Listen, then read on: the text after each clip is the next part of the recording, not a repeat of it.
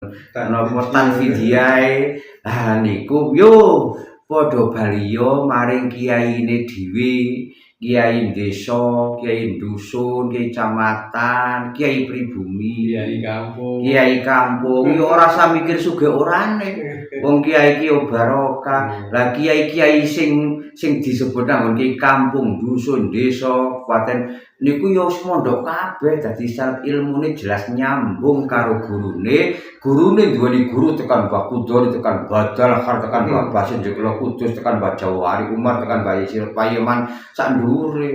Niku nyambung. Dadi iki kan orang elek-elek A, orang elek-elek B, wong barang elek-elek niku ora apik. Ning nang kamare dhewe ditarik, "Yuk, saiki sing maune adoh karo kiyaine sing mulang alif bata sajim, sing mulang wawu alif lam sin tejes patawas sin patasa lam patala mim gemamu wassalamu biyen turutan." Yo sing marai carane wudu, sing macari napa carane salat niku kiai-kiai kampung, notabene sing rada bondo, kiai dusun, jur kiai desa. Lah dhewe duweni kiai kampung, kiai desa kok malah didoi, malah maring sing A, maring sing B. Ah, ya Allah Gusti. Mangke ndak ngono iki. Lah nggih to iki.